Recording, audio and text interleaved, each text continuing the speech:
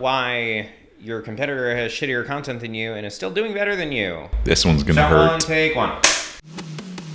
You're listening to Beyond the Feed, the podcast where we break down exactly how we use cinematic photo and video to build trust, visibility, and authority for real businesses on social media. We're Parker and Justin from Prime Edge Media. We created the Trust Catalyst content marketing system to help mission-driven brands stop looking invisible and start showing up like the business they actually are. No theory, no fluff, just real strategy pulled straight from the work that we do in the field every single week. If you care about how your brand shows up online, you're in the right place. So without further ado, quiet on set, please.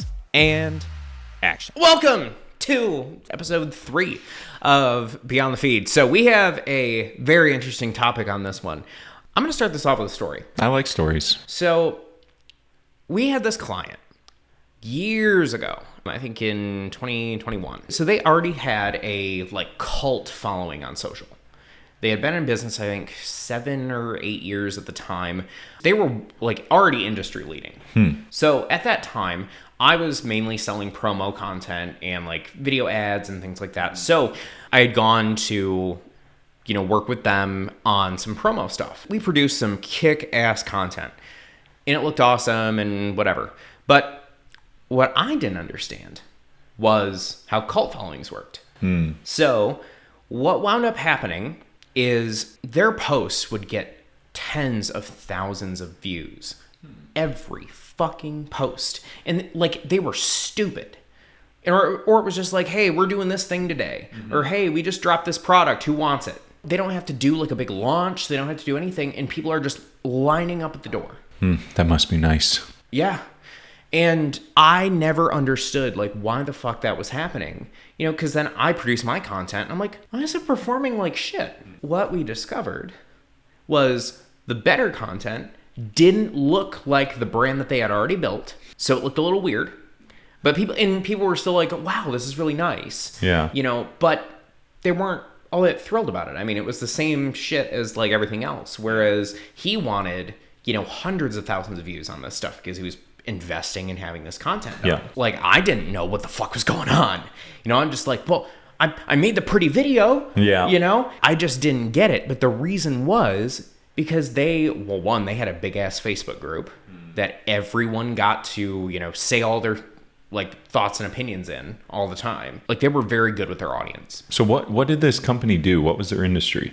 Bowling products. Bowling products. Gotcha. Okay. So they had, a Facebook group that was talking about their thoughts on the products and, all those types of things. So it was also free R&D. Which is really cool. Yeah, that is cool. That's something that is so frustrating to me. Just being in the marketing space. I want to think that the perfect content will be the only thing that does well, but it's not true. Yeah, no. And so I'm going to talk about that today. But before we get into our main topic, let's quick talk about our lesson for this episode. So our lesson or insight of the week is that, our lesson for this week, or our quick insight, just something that we've been thinking about, is it's not always about who's got the prettiest content. It's about who's got the most good content consistently. Because trust is built with consistency. I mean, that's why it's one of the 3 pillars of the Trust Catalyst system. That's why we call it trust, Trust Catalyst, because trust is the catalyst to getting someone to want to buy from you. When it comes to posting content, if I did, just a kick-ass mission video for Prime Edge, and then I didn't post for 6 months, do you think we would be where we are? Probably not. No, unless I'm still out there talking to everybody. Then maybe, but and even then, we don't have the content. Yeah, there's no proof that we are who we say we are. So even then, it would take way longer. Yeah. And the thing is a lot of people put so much weight into one thing, and on social you can't do that. No, and it's tough too as a creator. For us, so many times I've made projects that I'm just oh, so good. I spent so much time on this video, and then it tanks, and then I'm it always happens. Shit. Yeah. Every time. Every time. And a lot of times people stick to the perfection of really trying to make something that is amazing. But then you're putting yourself at a disservice because you can't keep up with that workflow. It's not possible. So you need to find the balance of just getting some good content out consistently, and it's going to outweigh one really fancy video or piece of content. Yeah. And I'm sure like there's a few people that follow us pretty religiously that are thinking like, well, but you guys say that you need quality content. Well, yeah, ideally you want quality and consistency at the same time. Yep. So instead of quantity over quality or quality over quantity, you want quality quantity. Mm-hmm. Yep. You know, and it's hard ass work. That's why we make money doing this, you know, and like that's why we have a team to do this shit, because it's fucking hard, you know, and it's something that not every business owner has the time to do. But if it's just you and you can't afford to outsource, then gotta use what you got. Yeah, that's the thing. Like this, our system is the ideal. Yeah. Like it's the best of all the worlds put together, right? But a lot of business owners, they aren't quite in that space to be able to outsource something like this. So what do? Well, you try and fill as many of the pillars as possible. The biggest ones is consistency and messaging. If you can get those two on your own, you are going to see growth of some sort. You know, and then the other part of that is also if your messaging is completely different every post, no one knows what the fuck you do. Yeah, no. Yeah. Like, no one. You got to find that golden thread. Like if you don't have that golden thread connecting everything within your business, the marketing, the messaging, the content, you're going to be scattered and people are just going to be confused. Yeah, like that's why we talked about in one of our episodes, like you need to have one core message that you say in a billion different ways. Yep. But anyway, getting into our main topic for this episode, why businesses with worse content can still kick your ass. And do so on a regular basis. So what's a brand that you can think of that, you know, does something like that, where it's like a, you know, household name, but their content is so fucking mediocre? Man, I'm not even really sure. You're thinking like a big name? I can think of one, McDonald's. Didn't they just do like a full AI commercial too? Yeah. It doesn't. It's not even like Service Professor. Oh yeah. Yeah. The only one that I think of is like Sundance Chevrolet. You know what I mean? Yes. But in that they found their niche. Yeah. Like their commercials is one of the reasons I wanted to start making commercials for local businesses, because I watched it and I was just like, this is so bad. Yeah. Who's spending money to make this type of video?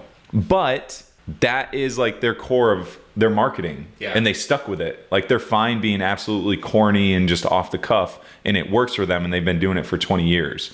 But it just goes to show, if you find that and you stick with it, it will work. They had the consistency to push through just a crappy commercial, and it ended up working for them. Yeah. But you know what they did every single fucking time? Kept it the same? Yes. Yeah. Yeah. It was always they the same committed. thing. They committed, man. They stuck to that act. Every one of them's the same format. They're in the parking lot. They've got like 30,000 people whipping a lasso around. Yeah. Like, come on down to Sundance Chevrolet. It was almost the same script.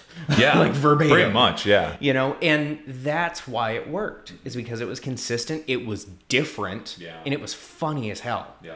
The confusing part here, especially, you know, for a business owner who's not a brand builder, what they probably aren't understanding still is, okay, so that's their niche and it worked for them. Why couldn't that just work for me? I don't think it'll work, because then you're trying to just copycat. Like if you find something naturally within your business that is unique and off and weird, but it's authentically you, that is something that you can hold on to. But if you're seeing it outside of your business and you're like, oh, well, I can do that. Yeah, but you're not that other business. You're not those people. Like they came up with that because that's who they are authentically. You have to find your own thing. And if it is a little weird and you're okay with it, stick with it. I'll pull up one of my absolute favorites and I'll put it on screen here. It's on Instagram. Her name is, I believe, Tampa _Bre. She's a realtor. And her whole brand is just her with like deadpan humor explaining what a house looks like. Of course, I'm in a fucking gated golf course community. I feel like I'm at Donald Trump's golf course. It's 4 bedrooms, 5 bathrooms. I walked in, I said, wow, that's a lot of bathrooms. Beautiful Tarpon Springs. How many square feet? A lot of people are asking. And I'll tell you, it's a lot of square feet. It's too bright, turn it off. I honestly can't believe people call golfing a sport. You want me to call John Daly an athlete? No. If John Daly's an athlete, then I'm Mila Kunis. If golf is a sport, then pool is a sport. If slamming a bunch of balls together is a sport, I'm an Olympic champion. How long have you worked here? They give you a 401k or... This is the perfect place to shower after you're done golfing. Rinse off that other woman's perfume so your wife can't smell it. Oh my gosh. Play Sydney Sweeney walking backwards. Play Ana de Armas kissing POV 4K. Play Sydney Sweeney jumping up and down. This pool is huge. I can see all the golfers in their pastel shorts. Smells like Sperry's just had a sale. Share this with one of your friends who plays golf every Sunday. That's solid. And it's every fucking Every video. video's like that. Every That's so video. good. That's so good. And that's just a testament to the fact that that is her, I bet. You know what I mean? Like, that is her. That's how she probably talks to people. Yeah. So, like, might as well go with it for our content. Yeah. Well, and the other part that I want to point out is she was still doing the thing. Yeah. She was still doing the thing. Here's the room. Yeah. I'm still going to talk shit, though. Right. You can look at the room if you want to buy the house. I don't really care. Well, and also, like, even though she was talking shit and making fun, she still showed that, like, yeah, that would be a really good house for, like, it's on a golf course, you know, it's for people that have way too much fucking money, and, Yeah. you know, and just want Seriously. to, like, live on a golf course. And, you know, I think that when people try that same, like they try the same concept, I just thought of something. So one thing that really fucking pisses me off today is the brands that let their office people, like, especially just like if they're, you know, especially if like the CEO is like 50 and their entire office is like younger, yeah. Gen Z Yeah. fucking 20-year-old women. Yeah. And they're all like, they're like, oh, well, we need to do marketing. Yeah. So they go on TikTok Uh-huh. and they do some dumbass fucking trend. Yep. Always the trends. And it doesn't add value. No. Like, it doesn't do anything. It doesn't show what you do. It don't, like, and that's the thing is, like, the realtor, she's still doing her job. She's just doing it in a way that's funny and catchy and, you know, something that people will remember. Well, it's not only that.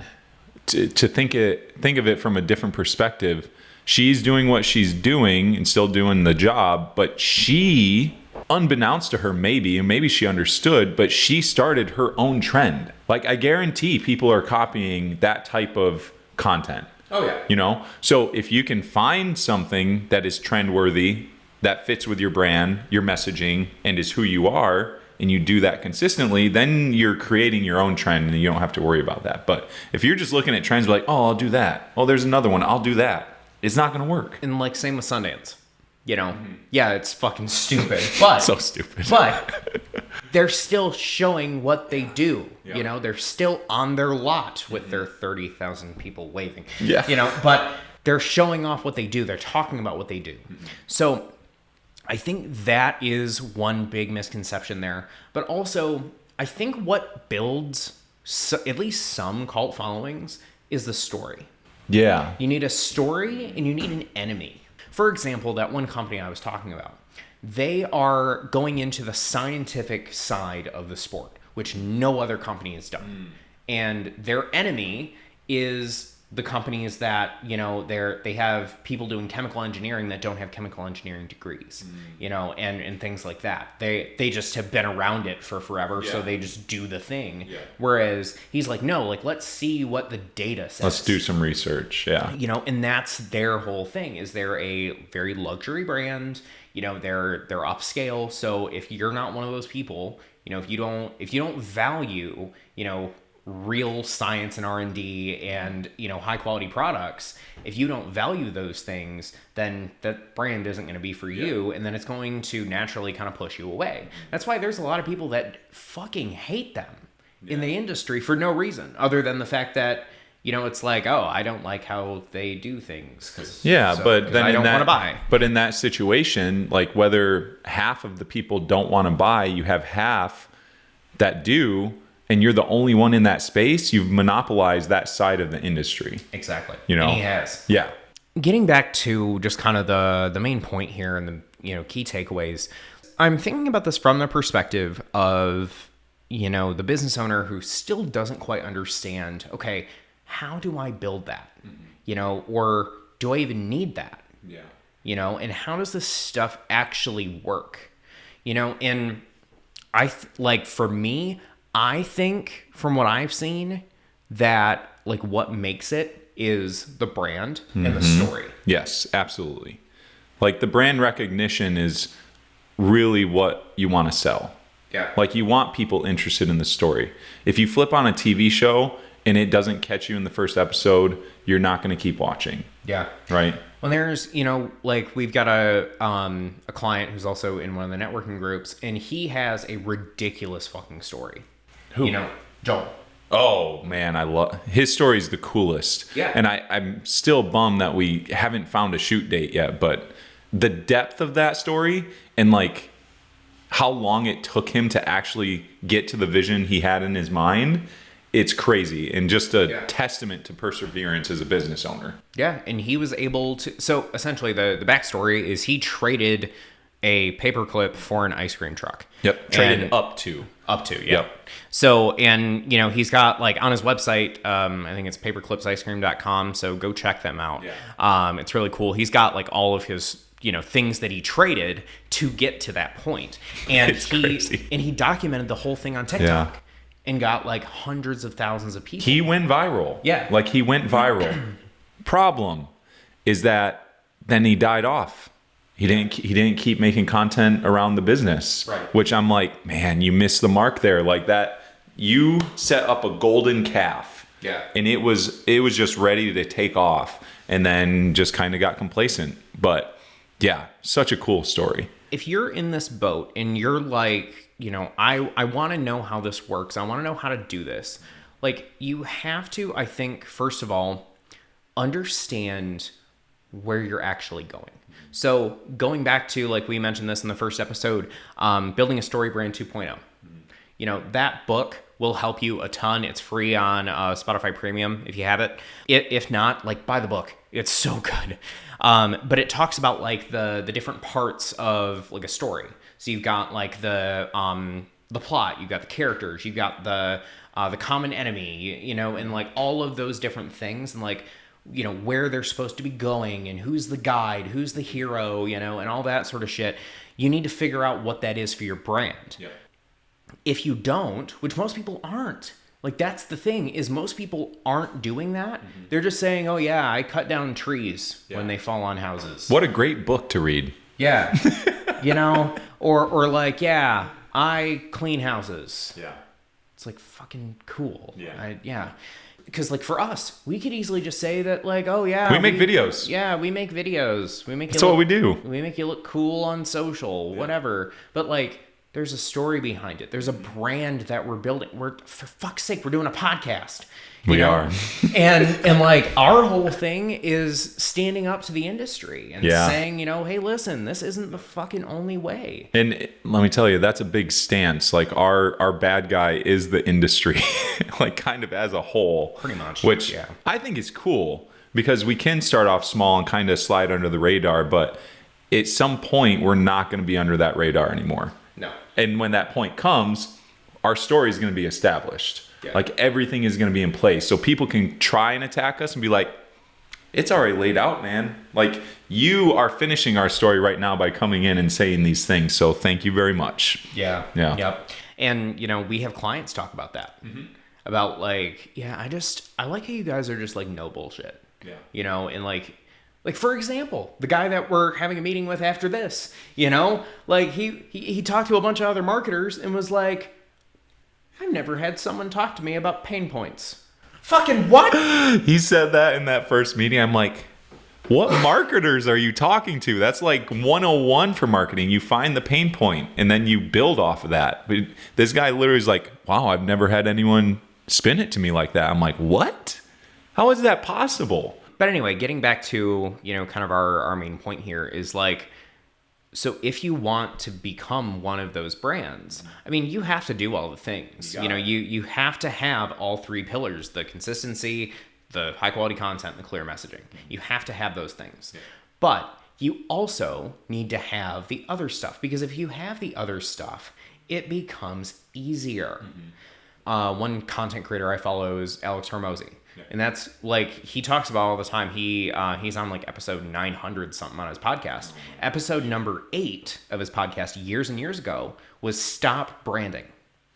Because his whole philosophy was you just need to do like cold outreach, paid ads. That's it. Yeah. Back in the day. Yeah, it was just like, you don't need a fucking brand. Like, no one knows who you are. It doesn't fucking matter. And now brand is all he talks about. Yeah. Because he understands what it actually is.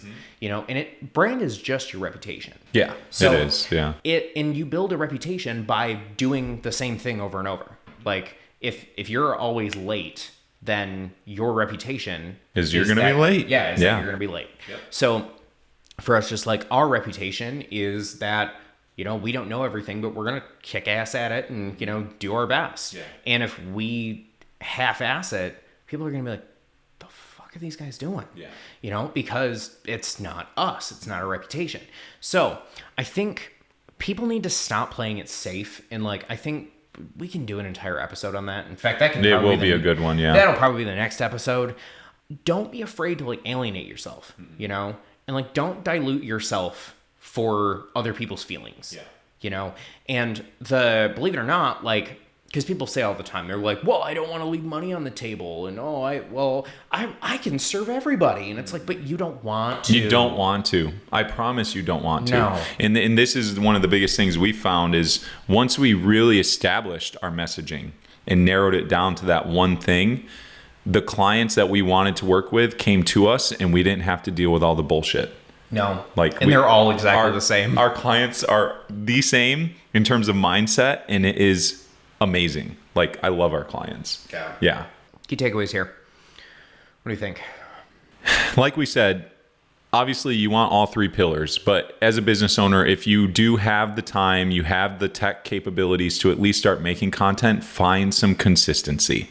Yep. I don't care how consistent, but at least find something that you can rely on every single day, week. You're posting something that is quality for your viewers, and stick with it. And you will see growth of some sort. I mean, that's the biggest takeaway, I think, for this.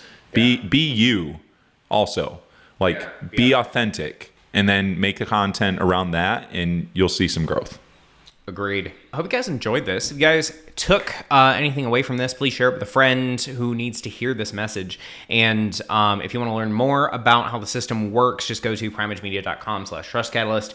And then if you want to keep up with us and see all behind the scenes stuff, talk to me and Justin personally, early uploads and all the fancy shit that podcast communities do. You can join us on Facebook at the Beyond the Feed podcast community. And it's just a free private Facebook group that you can join. I think that's all the things. Yeah. That's it. Yeah. See you guys in the next episode.